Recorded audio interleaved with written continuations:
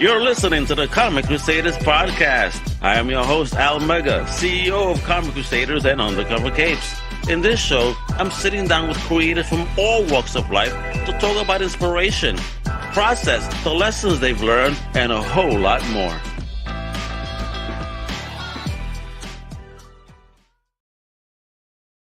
Well, Power de Mientes, your boy Al Mega. Welcome to a brand new Comic Crusaders podcast. And today, I know we normally talk comic books and whatnot, but the independent sphere is large. It is vast.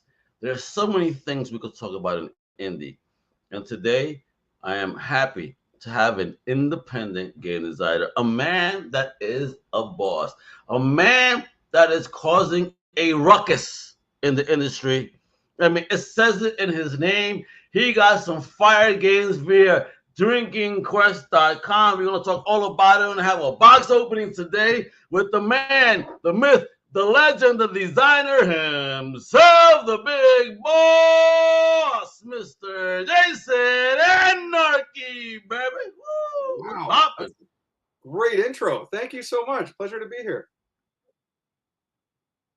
Well, Bob, I'm glad to have you on. We're about to rock out and have a real good time and have a box opening. Talk about the game. What up, Big Dan is always here, always the first one to say something. So a big shout out. Check out and subscribe to Daniel Betty Sports Highlights, mi gente, all right, on YouTube. Check him out. All right, Jason, thank you for coming on. This is Comic Crusaders podcast. But listen, on the Crusaders, we talk about everything because it's about crusading for the independent journey. So I definitely want to get into yours, especially in that game design world. I need to know where you're from, what your geekiness is. So let's dive in, kiddo. So real quick, Jason, let us know where you're originally from. And the most important question anyone will ever ask you in your life, what is the first thing in fandom you ever fell in love with? Oh, well, that's a good question. So I grew up in Kitchener, Ontario, Canada. So let's just say Toronto, Canada is the closest equivalent. Okay. And the first fandom I ever fell in love with. Well, commonly I say that my first great memory is just being like a little kid, like 3 or 4, and just finding a good stick and pretending it's a sword. And I was He-Man. And, you about fandom in nature. There we go. Hey. Yeah. I'm going to say that Masters of the Universe is my first fandom. And as a little kid, it was super exciting because every He-Man action figure was big, muscle-bound, exciting, did a cool thing. It was all colorful, so many cool like sets to go with them and everything. And so that was probably the very beginning. I gotta ask you, since you mentioned muscle bound, right? Did that inspire you to work out and be big like Arnold, or no? Yeah, I've got an Arnold story too. I can get to after. Various points in my life. Oh yeah. Various points in my life, sure. Yeah, I've been pretty buff. Like it's just when I can work into the routine, it's great. I don't know. I'm fine right now, but I've had like this running Twitter joke since like 2011 when I first started, where I was just constantly talking about my biceps, and I thought it was like a pretty fun kind of thing to go on about. And to this day, I still do it because people responded well to it. And so, every day on Twitter, I'm just shit posting about how I have the best biceps, my biceps this, my biceps that, to the point where when I work conventions. Yeah, all right, brother. Nope. Well, are you zooming in there? Is that a bicep I see? We're not having a bicep off, are we? One moment, brother.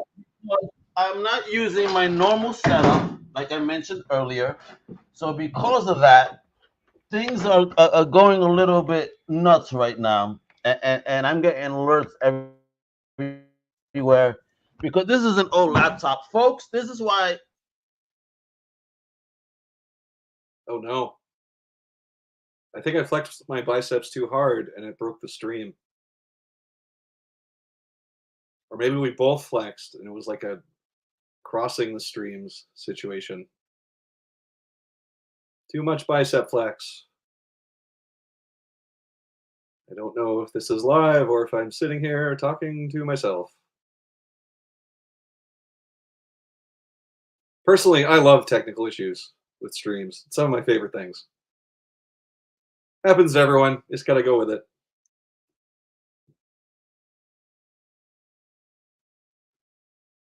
If I am still live, Al was telling me earlier that he was having some kind of technical issue with an update. Something updated, and then it wasn't working, so he switched to an old laptop, which was working until now. Maybe this is just me. All right, if this is live, everyone's going to get a free bicep flex right here. Oh, yeah, look at that bad boy. Oh. All right, you're welcome. You can see my beautifully organized office in the background there with many different games. Got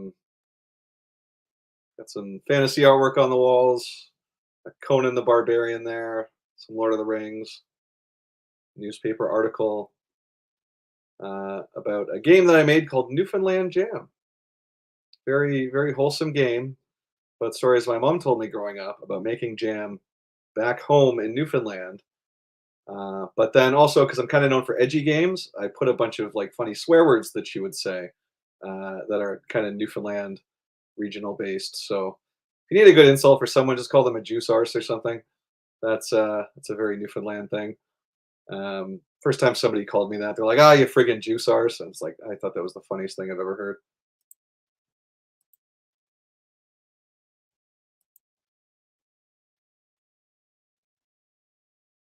Let's see, what else do I got going on in the background? All right, let me zoom in here. You want to see my shirt? It's the Final Fantasy Black Mage. Pretty cool shirt, eh? That's a good one. In the background, we got some games that I worked on. There's Well, I'm sorry, but you hear me now? Hey, how's it going? I can hear you now, yeah. But my camera doesn't want to turn on for whatever reason, because you know what, Streamyard, whatever the hell you're doing today, screw you guys. Like, for real, you guys suck today. I don't know what you guys are dealing with, but this is horrible. Anyway, sorry about that. Let's get into it. Damn, I had the website, I had everything all ready for everybody. Anyway, let's get back into it. I'm sorry, everybody. You know, this is not typical, but Streamyard wants to act up today. The internet wants to act up. Maybe we get hacked by the aliens that were arriving last night, you know, apparently all over the world. Who knows? Yeah, well, didn't you see this? You know, it's probably just satellites going into that. What was that called? Point Nemo. They're probably going in that direction. Satellites, because apparently from Starlink there was some satellites that didn't work out, and they're kind of like landing back on Earth. But at Point Nemo, if you know what that is one of the most unreachable places on Earth, folks. If you don't understand what that is, check it out. Apparently from land, there's just no way to get there. You know, no plane can make it. A boat could make it, I think. You know, if you're getting back though, good luck. Was it kind of like the Bermuda Triangle of the sky? Oh no! This is actually in the Pacific. It's a point in the Pacific that it's just kind of unreachable. It's like over 1,600 miles from land. Oh wow! Yeah, could you imagine? Again, there's a comic book story there somewhere. Whatever the closest comic book store is. Or a wonderful drinking game. But anyway, let's get back to it. I'm sorry what happened. Yeah, folks, again, we're here with Jason Anarchy, the man that is causing ruckus in the gaming industry. Hopefully, I'll be able to turn on my camera, but don't you worry, you're gonna be listening to my sexy, smooth voice, baby. All right. So Jason, talk to me real quick. Your besides that origin story, you know, I see you grew up in Canada. You know, you're a fan of Motu, Masters of the Universe. So am I. Like Skeletor is my man. I got an original animation cell from the episode. So many Skeletors, when they had like multiple Skeletors in that episode. So I have that cell, and I have the two original figures. You know, the first. Well, actually, no, lie. I have the second figure that has the fully painted boot. I'm looking for the first one that doesn't have the fully painted boot. Then I got the battle armor Skeletor, and basically all the new ones. Oh, great! Yeah, I got my son what the Castle Grayskull, the new one they re-released. And so is it really your son's or is it yours? Come on, don't lie to me now. Well, yeah, part of me just really wanted to play with it. I remember having Snake Mountain when I was a kid, but I never had the Castle Grayskull, so it was cool to get. For him, not for me.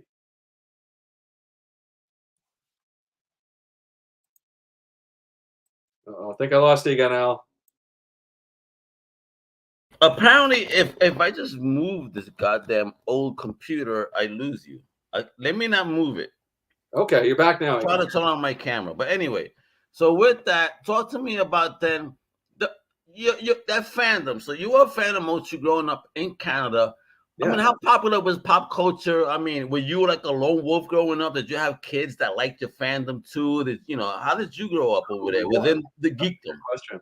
No, I definitely was a bit of a lone wolf growing up. I was an only child until I was 12, and then my sister was born. But I always tell people, I'm like, by then the damage was kind of done. My weird personality was already set, and so there was a lot of just action figures were great. That was a great age for action figures. And a lot of it was the 80s, so just going outside and just kind of doing whatever, and then coming home when it gets dark, kind of thing. So you go out, you find your good stick, you swing it around like a sword, you just have a blast playing, play with whatever neighborhood kids are around. So that was a lot of fun, and there was a lot of pretend and a lot of really active imagination stuff. And I didn't realize it until I was older, but I was like, oh, okay, maybe I did have like a lot of imaginative time when I was a kid, and I didn't expect that would ever help a job that I would have when I was an adult. So looking back, yeah, that was pretty nice. Wonderful. All right, so being that lone wolf and all, how did that then help spark that creative nature in you? Like, what happened? What was the day? When did you start thinking, hey, I want to kind of do something fun? Or was that further later in life? Like, what happened here? Well, I always did things that were fun. And for the record, when I say I was an only child, like I never had an issue with it. Like it was never a problem. Like I always liked coming up with imaginative stuff. So I used to, when I was a kid, when I was 10, I was into comics, like a lot. And I made my own comic universe. And, I'm not particularly good at drawing, but I made literally hundreds of like comics. I'd staple them together, draw them, write them out, a shared universe of characters. There was wait a minute. Let me ask you. Wait. Before you even move on from that, like, how did you even find comics? How did you even know how to put one together? What was your first love in comics? Because apparently you're a comic book geek. Oh yeah, no, I'm a huge comic book geek. Yeah, I love it. First love in comic. Okay, well, first love I'm gonna say is Spider-Man, and to this day I still love Spider-Man for a lot of reasons. Okay. Mostly because I think he's the right level of quippy. You've got like Deadpool quippy, and I think that's good for its own thing, but it's more extreme and it's very different. But the Spider-Man level of quippy, I remember reading those, and I was like, nobody can be that funny all the time. That's so unrealistic. And then I thought about it, and then it's like, hey, I'm gonna try and be that funny all the time. You know what it is, Jason? You know what it is, Jason? You haven't met a New Yorker. You know what I mean? Possibly. Okay. Sure. We all have this crazy energy, and we're not trying to be funny. We just say things a little bit nutty sounding, sure. And it just sounds funny. And and I'm very guilty of that, as are many people I know. A little more direct than most, and maybe honesty too. Being unexpectedly honest is always a good comment. Yeah, sometimes you don't want to hear that shit. Like, mother effer, who the hell told you? Anyway, I love it. Oh man, you're fun. All right, I'm sorry. So let's get back into that creative journey. So when did the spark come? When did you say, okay, I want to dive in and do something and put my name out there? And is Jason Anarchy your real name, or is that just a pseudonym? You don't got to give me your real name. I just want to get a pseudonym or not. No, I'm of the New Hampshire Anarchies. It's no, that's it's a pseudonym that I picked when I started, because first of all, and it's got a few layers. First of all, I didn't think there would be any other Jason Anarchies, and it's kind of a loaded name, so it stands out. Yeah, it does. I love it. And then since we're talking about fandoms, I have multiples. The biggest thing I'm a fan of that I'm not directly involved in business-wise is punk rock. So I'm a huge punk rock guy. And particularly like the DIY work ethic, be the change you want to see in the world kind of thing, and not so much the burn the world down kind of stuff. So I was in a band that with some friends for a while called Anarchy Pants. And hey, you a band, yo? So let me guess, punk. Did you have long hair then, bro? Oh, I had long hair at a certain point. Yeah, I used to have long blue hair, and then the older you get, it gets a little bit harder to have a lot of hair. So. To maintain. No, let's say to maintain, not keep, maintain. Sure. Yeah, I had long blue hair in high school and stuff, and I was always the guy with the NoFX t-shirts and stuff like that. So okay. So in Anarchy Pants, I was Jason Anarchy. There was Sean Pants, and we had like some rotating members and stuff like that. And it was just some friends jamming and just messing around, but we had a lot of fun. And it was kind of a sly inside joke to kind of keep that professional name because I'm like, well, it sounds kind of good. It's memorable. And part of my original business strategy with games was to kind of model it after punk rock a little bit. So, bringing punk rock to tabletop was kind of the ethos there. And I'm like, okay, well, conventions are going to kind of be like my tours. That's how I'm going to do my touring like punk bands would do. And they used to make money from selling CDs, not as much so anymore. But I'm like, okay, $25 card game, that's about a CD level. I could probably sell those. Yeah, absolutely. And I had some other plans for the business originally that thankfully I didn't end up doing. The plan was just, I'm going to cold call every comic book store in North America and tell them about my first game. And I'm glad I didn't get to that point because right when I got my first print run of games, I just, pissed away thousands of dollars. I'm like, all right, I'm going to be a game designer. If I fail, at least I was a game designer once.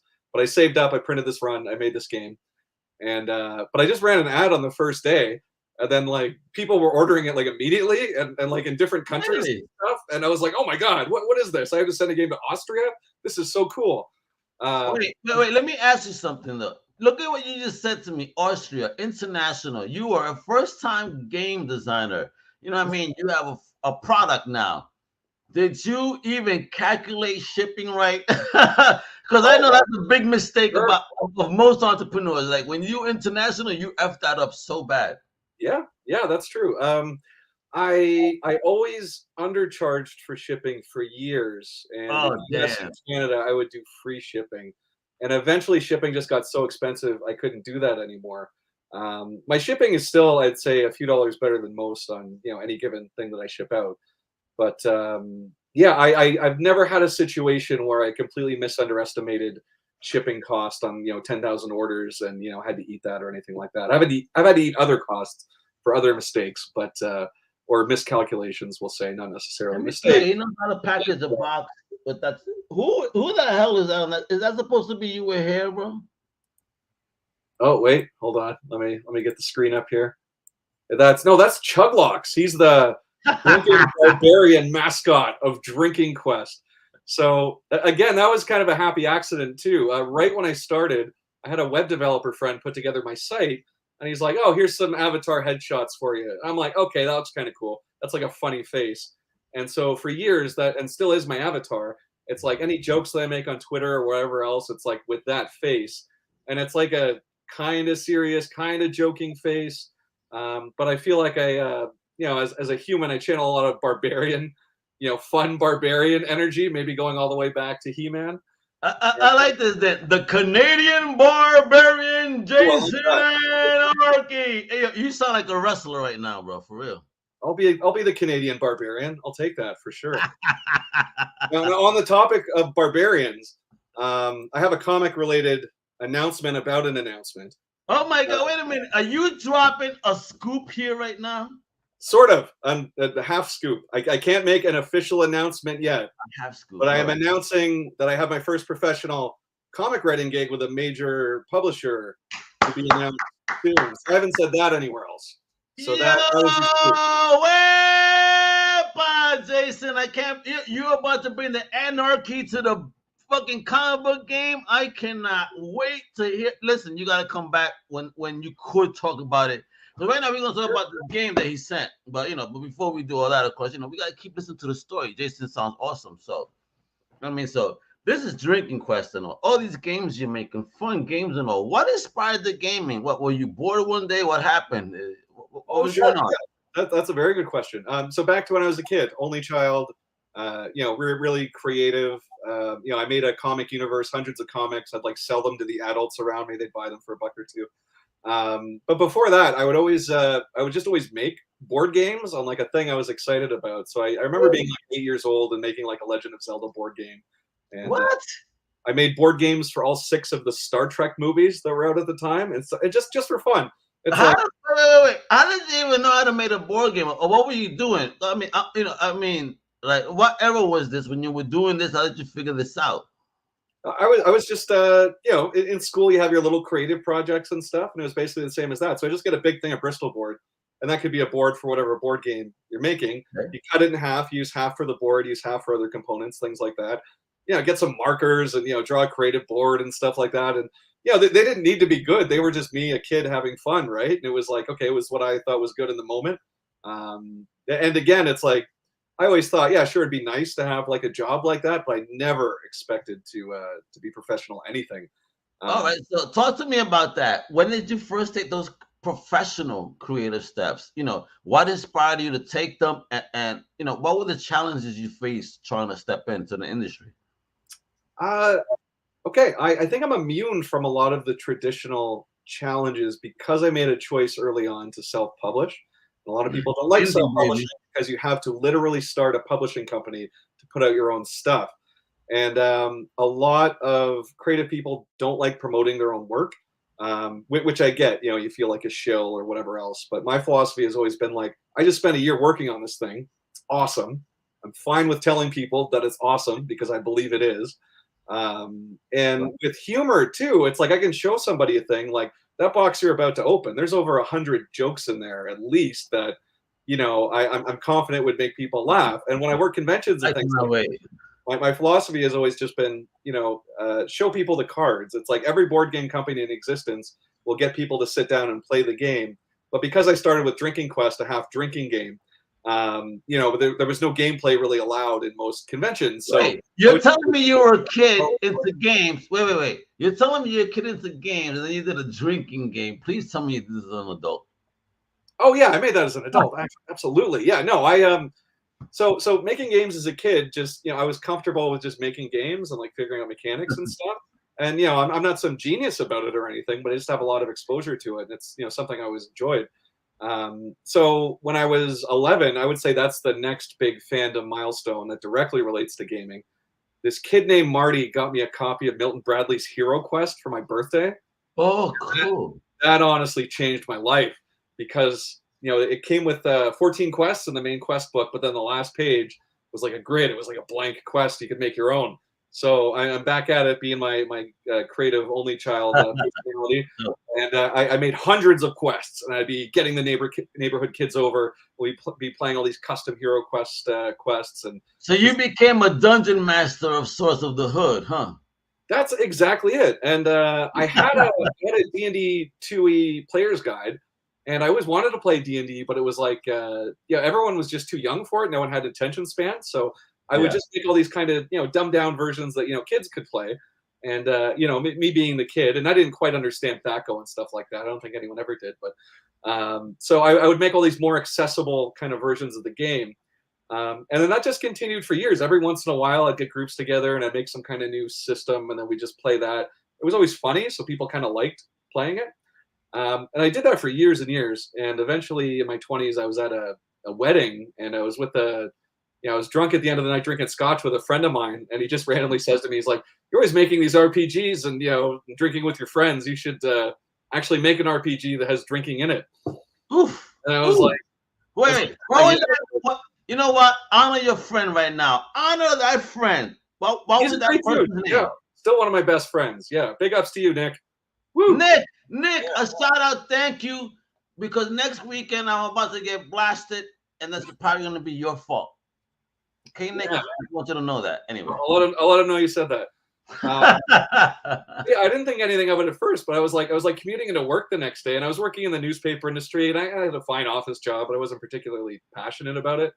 And I was like, wait a minute, I bet I could do that. So I ended up, again, I didn't think I would ever have any kind of career in anything creative. I just always had this thing in my head where it's like, oh, that's not what people actually do. You know, I'm not going to get those jobs. But by then I had some like decent business experience in the newspaper industry, and I went to school for business management to get a specific job at the newspaper I already worked at. But by the time I graduated, they had eliminated that job and were replacing them with bad jobs instead of good jobs. Wow. And so I was like, screw you, life. I'm going to release my own board game. And it's like, I saved up some money, and I'm like, if it fails, whatever. It's a cool thing I did once, was kind of the philosophy. But again, yeah, I ran an ad. It kind of took off right away. And luckily I didn't have to cold call every comic store in North America, which originally I was planning on doing. So I've just been kind of like riding that wave ever since. And then a few years later, Kickstarter came to Canada, and that made things quite a bit easier because for indie publishers, you know whether to print, 2,000 games or 10,000 games. Oh, absolutely. see what the demand is right away. And everything I put out, I stand by every game. They're all my babies. I love them. But it's like, how much of an audience is there for these hyper specific joke games that I make? May I ask though, what year did Kickstarter come into play in Canada? Because I mean, there is a plethora of crowdfunding platforms nowadays. Sure, yeah, I think Kickstarter came. Was there others? In about 2014. I think there was a bit of a lag by a few years. Okay. I think I ran an Indiegogo before that, and that was fine. It was the best we had at the time, and considering originally my games were like black and white and a little more like scrappy and punk rock looking maybe, because I just looked at the cards from Hero Quest. I'm like, well, these cards are black and white, so my cards can be black and white. This is my favorite game ever. Yeah, I'm very restrained by budget, and I figured I'd save a lot of money by not having it be color. And maybe I saved a bit, but looking at it now, it's like, I think I had 2 black and white games, and then we went back and recolorized them for a compilation and everything, because they mostly aged well. We had a few meme jokes in there, but you can tweak those with any re-release. You gotta watch with memes nowadays, especially in the UK. Anyway, I'm just saying. Anyway, folks, we're on that time now. I don't want to take too much of Jason's time. He needs to bring us more games for us to get drunk to.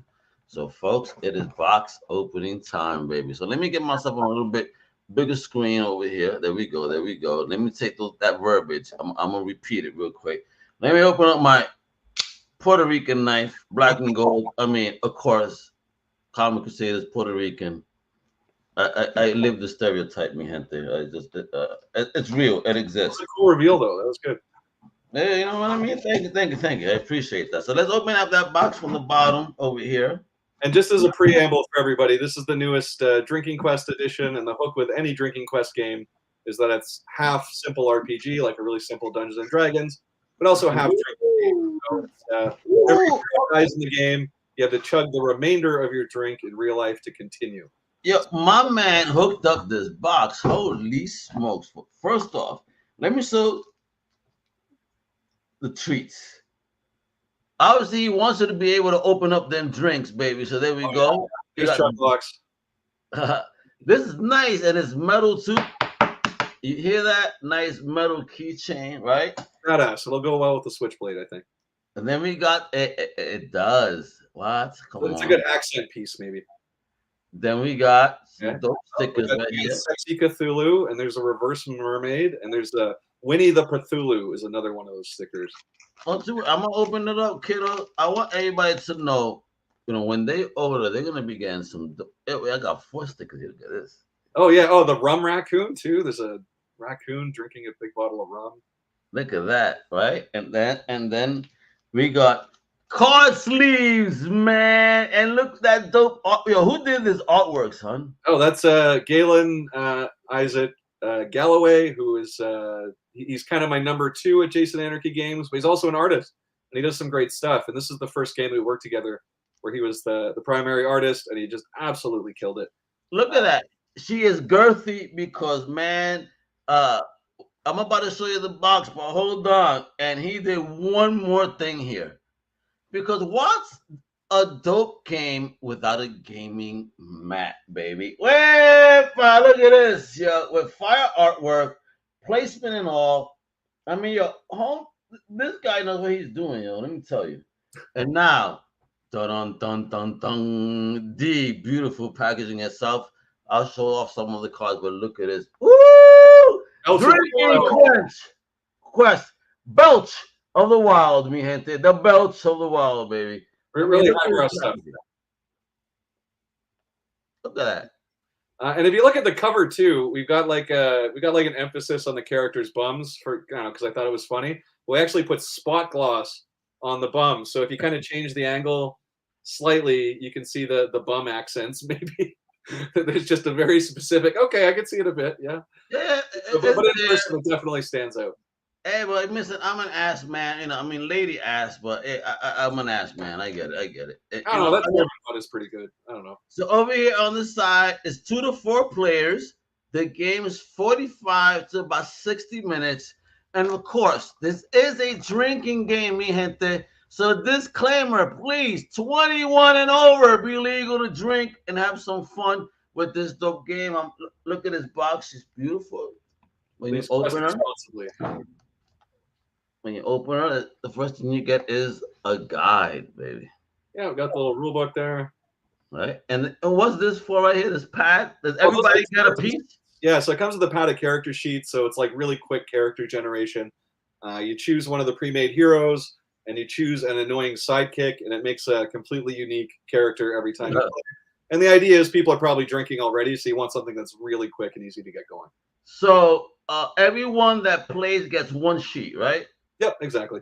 All right, but and then we got hold on, folks. Then what are these? What's this right here? This is that's the shop card. So in the game, you'll get gold, and you visit Grobblewub's shop there, and then there's different things you can buy. So because it's half drinking game, it's very low strategy. So part of the strategy in the game that exists is to just remember to spend your coins if you're not too drunk, because then you can upgrade your character. The stronger they get, the less they'll have to drink. But again, if you're not upgrading your character, you're just going to drink more anyway, so that's still fine. It's just a different play style. I'm probably going to be broke by the end of this game. And who did this dope artwork? It reminds me about what is that with Meatball and Shake? What's that cartoon again? I'm not sure which cartoon it reminds you of, but Meatball and Shake. What's that again? Oh fuck, from Adult Swim. Oh, I don't know. I wasn't intentionally channeling anything with that one, but it wouldn't surprise me if it's similar. Not that you're trying, but it kind of, the artwork, the style, kind of dig it, man, right? And then you give us these cards over here, the dice, right? Yeah, so it's a D4, D6, D8 system. Okay. And it's basically like if you have a weapon, you roll one of those dice, and whenever you do a saving throw, you roll all 3 dice. And then that little meeple there, that's the mead meeple. So he's angry on one side. If you spin him around, he's actually just really angry on the other side. So is he from New York? For some reason? I think he's from New York. That's why. He's always pissed off. He's in the subway too much. Too much. I love the presentation, bro, so far. Hey, that's fun. And then look at this stack of cards, baby. So talk to me. How do we play this, baby, man? Like, I got this deck of cards. What do I do? Yeah, so every card's totally unique. So every card in there has like unique artwork, and it's a different function. So the bulk of the cards are just quest cards, and each game is divided into 4 quests. So you have 4 piles of cards, like we saw on the playmat. There were 4 hollows there. Quest 1's the easiest. Quest 4 is the hardest. On your turn, you just pick up a card. It's either a monster that you fight or a saving throw. The game ends at the end of Quest 4. Most XP wins. Lowest XP loses, but they also drank the most. So there's still kind of a fun balance there. And maybe they drank the most, and they're going to be throwing up the next day. So if you want to call that a win, I effing really doubt it, bro. I've been there too many times. Often at conventions, I'll have somebody buy a copy of Drinking Quest, play it that night, come back the next day, and then basically thank me for their hangover. And it's brother, what we need to do is we're going to talk about what conventions you're going to do, because I swear to God, we need to, if you're going to New York, man, let's hang out. New York, yeah. Let's hang out at New York Comic Con and let's get crunk, baby, because we're going to have a good time. We play the game. They do sell liquor on the show floor. So let's make it happen. New York Comic Con, that's amazing. Yes. So, imagine this game in the press room at New York Comic Con with press people. And give me an idea here of the way for you to. This is beautiful. This is right up a comic geek's alley, guys. For real, I'm not playing. Like, this is some serious fun stuff for us geeks out here to geek out on a different level with our good friends and fellow geeks and family. I mean, I can't wait to play with my homegirl this weekend. I could see a drinker, and when my brothers come, I'm like uber excited. But the whole thing, guys. Sorry, give me 1 second. If you guys are watching, you cannot keep any of these stickers. Okay. You cannot keep any of these stickers. Jason, are you with me, Jason? Jason muted himself, and he disappeared because apparently we're having internet problems. Maybe it's those satellites that are crashing down. Maybe it's the alien invasion that's happening. If you look at the internets nowadays, who knows, bro? Who knows what the heck is going on?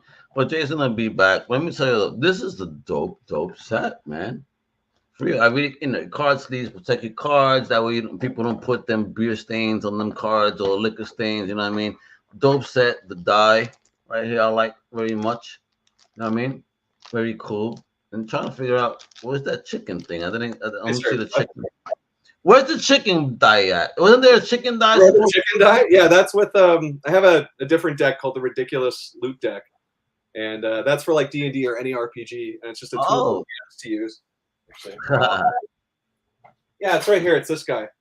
All right, hold on. Let me put the chicken die was a bonus in this game.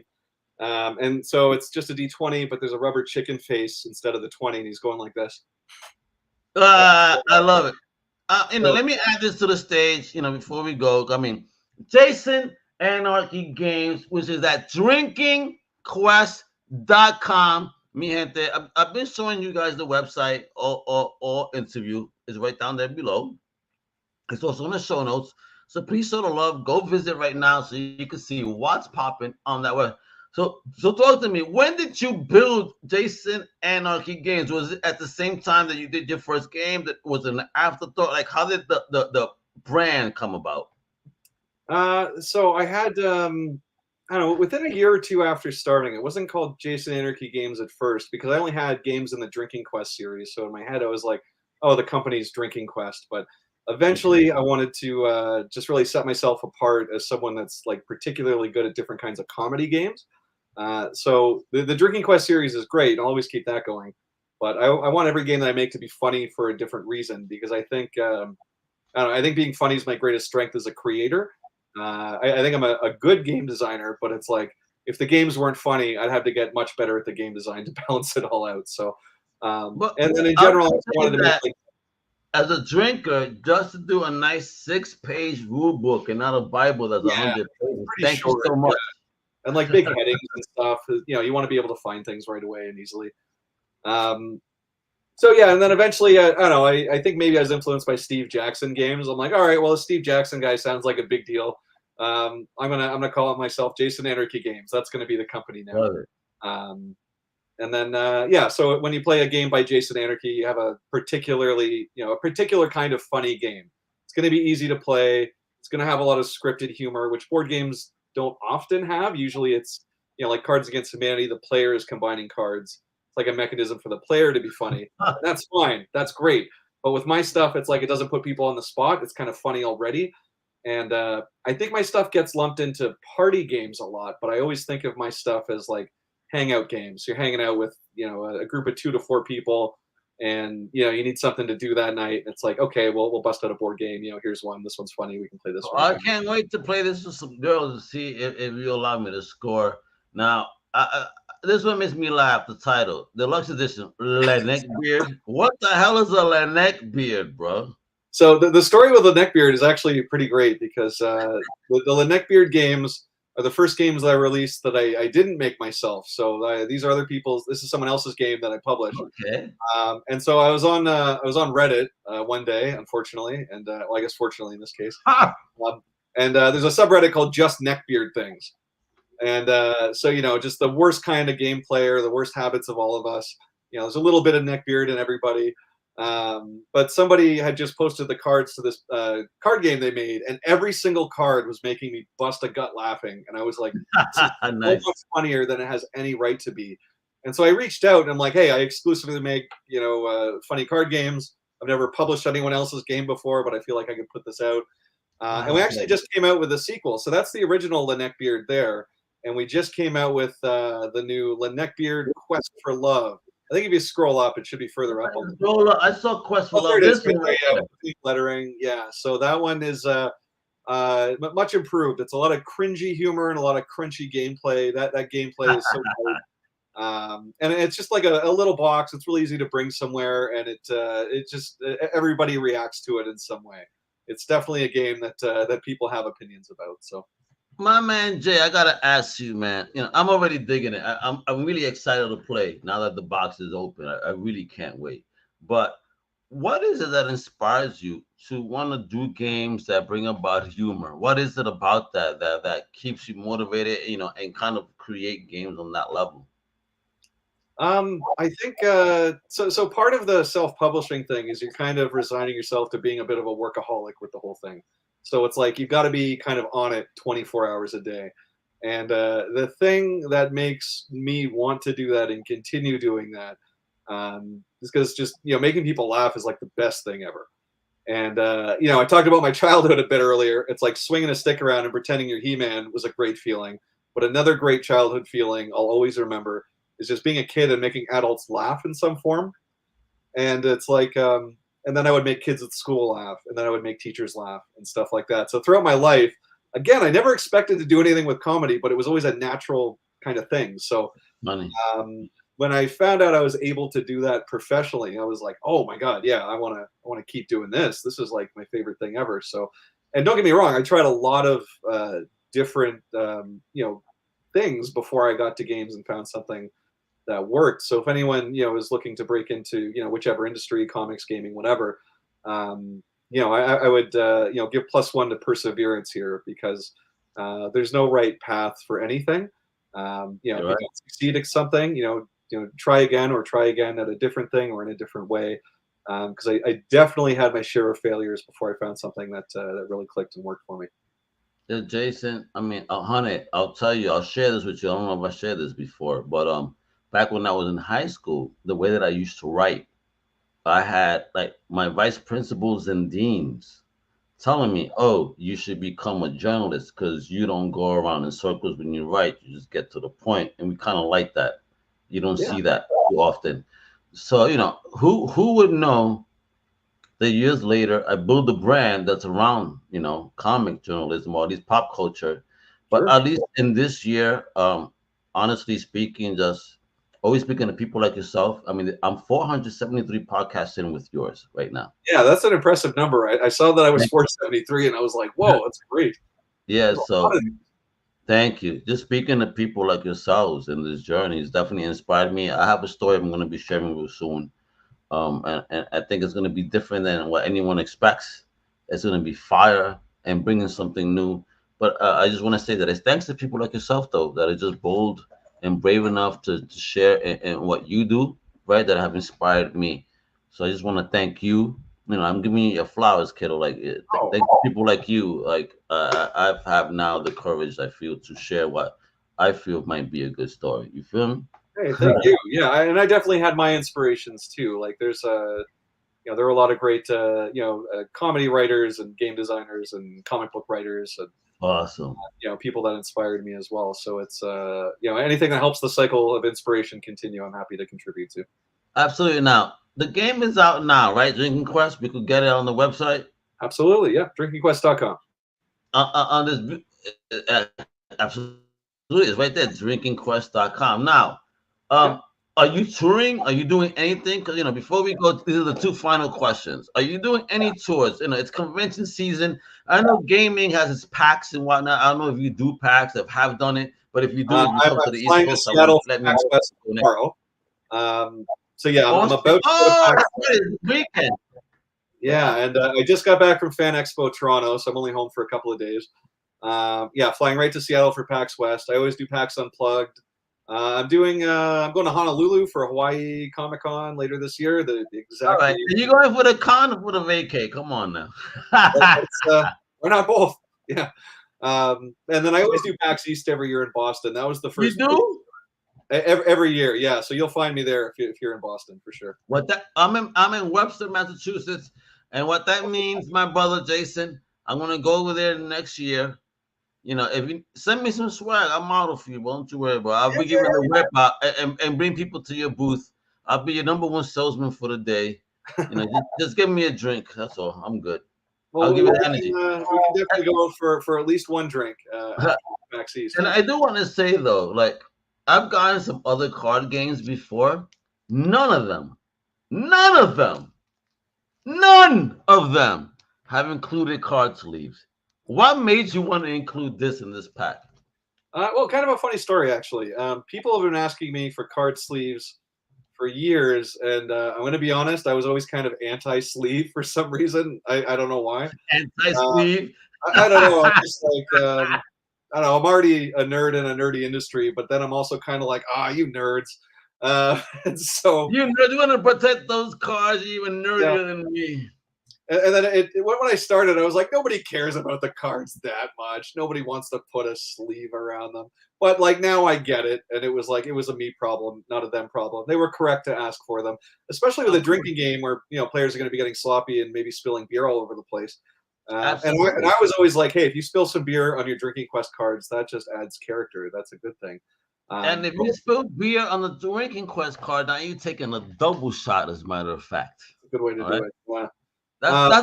That'll be my extra rule. You spill it, you drink in double. I like that. Yeah. And then with these sleeves in particular, I'm like, okay, so we're gonna have like that great box art on the back, but they're also windowed. So there's like a really cool shaped window on the back. So any card you insert, you can still see the back of the card. Oh yeah, let me pull out one of those sleeves. Yeah, you should put one card in the sleeve. And I'll show you the back how it all fits in there. So here we go. Look at the sleeve from the front, right? Yeah, right. That's the front. Got that little window there. Yeah. And then now I'm gonna go ahead and pull out a card, folks. Right? Give me a minute. Yeah, because this is, he makes good packaging, bro. All right. So I'm gonna put this in the front over here. Right. I guess it would be this way. Right. So. Yep. Yeah, there we go. So we got that like that. And then when you turn around, boom, you still see the card, baby. Yo, perfect cut on that, yo. Look at that. Sexy. Yeah. Well done, bro. Because again, look at the sleeve. All right. And then the card. And then you slide the sexy card in there. And then through that sleeve, you still see what it is. But again, with the absolutely clear back, folks. You see every little point of pop. Yo, bro, you designing some ill shit, bro. You really gonna be causing anarchy, bro. The industry, yo, bro. God bless you and protect you, bro. The industry's gonna be gunning after you, bro, because you're doing shit that looks too sexy, man. Thank you. So the first time I did sleeves, I was pretty happy with that. I like those a lot. I'm actually working on a second non-drinking quest game that uses sleeves as part of the mechanics. Non-drinking? Can't say more than that. Yeah. Well, the drinking quest games are half drinking games, and then my other games are comedy games in some other form. All right. I lied. I said I had like a couple more questions, but I gotta ask two more than now. Sure. Are we gonna get any 420 games out of the Jason Anarchy family? Okay. People have been asking me for Weed Quest for years, and it's like I'm fine. I ask. I have no ethical obligation with weed, but I won't do it because I just don't want to be the guy that's known for all the vices. So it's like, if I'm going to branch off, I want to do like a wildly different thing. So I'll leave that to other people. There's definitely some great weed games. But bro, I listen. I'm gonna sell you an idea right now. This is what I do. I don't give a shit. I give my ideas away for free. But imagine you making 420 cards made out of hemp that are actually smokable. At the bottom of the card, smoke this card now, and then you gotta grind it up. Yeah, like particular cards are smokable, and like, oh well, you landed this card, you gotta smoke it, and it's actually made out of hemp or some shit. You know what I mean? An idea, that's all. It won't be me that does it, but I think someone will one of these days. Oh, wait. Hamster, damn, weed quest. You see, everybody wanted, son. Okay, so, all right. Drinking Quest 6, it was called Old Habits. It had a bonus quest if you back the Kickstarter and had the single game. It didn't have a weed quest, but it had a quest that kind of parodied The Hobbit, where they go through Mirkwood, and it's like a hallucinogenic mushroom forest. Oh, word? So I kind of touched up on hallucinogenics a little bit. Well, I'll tell you that on the weekend of July 20th, I went to West Aquaman Beach. I took a chocolate mushroom bar, and let me tell you, I really enjoyed watching the stars that night. And Sticks, what up, brother? You said you have a question, or was that your question? That's it. I mean, all good, bro. Okay, gotcha, man. Quest. All right, bro. There we go. I just want to make sure we're taking care of you, homies, our fellow Crusaders that are watching. We love you. Want to make sure that you get answered. Now, bro, the cons. I mean, again, what cons are we doing? That way we could see you, get some autograph copies, buy some games off you from the table. What's popping? Yeah, so yeah, if you want to meet me directly, I'll be at PAX West in a couple of days. PAX Unplugged later this year. Honolulu Gaming Con, the exact name escapes me, but that's in December. And then next year is PAX East, Anime North. I always do Gen Con. I always do. Nice. And then I always go out of my way to do a few kind of strange cons I haven't done before. So it's been a while since I've done New York Comic Con. So maybe next year's the year for that too. Please, New York needs this game. They do. As an OG New Yorker, they need this game. Thank you. They really need this game. Like, you have no idea, Jason. Like, that state needs all the help it could get, and I think that you may have the answer, Mr. Anarchy. I'm gonna personally save New York with my half-drinking game. Yes, with the Anarchy. Bring the Anarchy, baby, real. Of course, drinkingquest.com. Listen, but I've been showing you the website. That's the website. You want some fire games, you want some fun, you want some laughter, you want some humor, you want a good time with your friends. Go to this website, drinkingquest.com. He has a whole, like, you know what? Fuck that. Last question. Shit, I gotta ask because the name is funny. What the hell is Cheese Factory? Oh, Cheese Factory is a game I made with Tiny Sneck Comics. So he's got a pretty big webcomic. And he famously, his art style is like cute, but it's like a little bit off. And so that's the second game I made with him. The first game had this joke where there were a bunch of tiny snecks working in a cheese factory, and it was just one piece of art. And Alex from Tiny Sneck, it was just a small background joke where it's this little cheese factory. There's a bunch of tiny snecks working in it. And there's this sign that says, it has been crossed out 0 days since cheese fire. And I was like, oh, that's good. So it kind of made me think about, all right, well, I like this cheese factory idea. Cheese fires are funny. So Cheese Factory is a game that just came out recently. And you are creating a little cheese factory. And you're starting cheese fires on your opponents if their cheese machines get too strong, if they're making too much cheese. So very colorful, very replayable. A lot of Dr. Seuss-esque cheese machines in it. We're really proud of that one. Yeah, I've been promoting that at cons. The last few I've done, it just came out pretty recently, and it's been getting a great response. So I'll have that. Look at the name. You hit the mark, bro. Cheese Factory. I mean, who the fuck don't love cheese? Apologies to you lactose intolerant people, but not really. I mean, that's your loss, not mine. Hey, I don't care about being sensitive. All right. But bro, thank you. Yo, Jason, you're a boss. Thank you so much for doing what you do, for real. Thank you for hanging out with me. Yeah, thanks for having me. Talking about these games. I'm gonna record the game because folks, you already saw how pretty this is. So I got all these goodies here. I can't wait to play with my homie, have a couple of drinks, and hopefully I could win and not be that intoxicated. But of course, if you guys want to know like gameplay, you want to know what Jason is up to, what shows, what new games are in his mind, please follow him on social at Facebook at Jason Anarchy, X.com, formerly Twitter at Drinking Quest, Instagram at Jason Anarchy, and TikTok at Jason Anarchy Games. You heard? So support amazing, awesome, independent creators like Jason. They are the future of our wonderful entertainment industry. And you got to show these folks love, man. And, he already told you what cons is going to be at. So make sure you have a direct line to his booth. Like this weekend, you know your booth number? Oh my God, no, I don't even know. I'll have it on the spot at Blue Sky. Look for the big Cheese Factory banner. You won't be able to miss it. Yeah, but would you have cheese? Maybe some monsters so people could smell it and just follow the smell. Actually, something that happened when I came out with Cheese Factory is people constantly walk up to the booth and ask if I have cheese. I'm like, no, I'm sorry. I only have this awesome card game. Well, Jason, you have just found, if you really think about it, the ultimate opportunity to have a cheese sponsorship. Think about this. Good. I could. A cheese sponsor that will pay for your booth, your hotel, your trip, and if you sell your book, you just sponsor their cheese. That's that could be good. I'm not sure if I put a bunch of cheese in my suitcase to bring it to a convention if I would. Oh, no. I mean, listen, babe, you got to work it out, kiddo. You know what I mean? It's like whatever city you're in, they bringing it to you at the show. Maybe with somebody looking sexy. Whatever preferences preferred. If you want both, whatever it is, and have trays of cheese as you talk about the game Cheese Factory.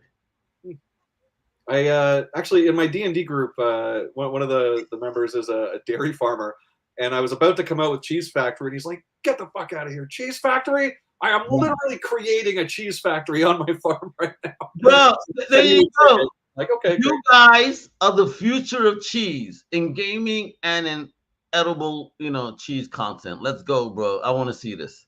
Let's make it happen. Jason Anarchy is going to cause anarchy across comics, gaming, and the cheese industry, folks. I mean, he's causing the ruckus. It is what it is. Bro, thank you so much. You rock. Everybody, please, again, I already showed you the socials. They're below. The website, drinkingquest.com. This game, I will be showing you a live video of me playing with my homie. And hopefully I don't get that crazy intoxicated. It's not that crazy. Don't scare me, Jason. It's light to medium drinking if you play by the strict rules. Okay. I'll try to stick in the medium. I don't believe in light. And with that, everybody, thank you for tuning in. My fellow Crusaders, much love. Jason, you rock. Mi gente, hasta la próxima. I'm Omega. Comic Crusaders, you know what it is. comiccrusaders.com. Hasta la próxima. Wepa! Thank you for listening to the Comic Crusaders podcast. If you like the content, please subscribe and turn on notifications. Also, please visit comiccrusaders.com and our extended podcast family over at undercovercapes.com. And also, make sure to download the Comic Crusaders app on the Google Play Store today.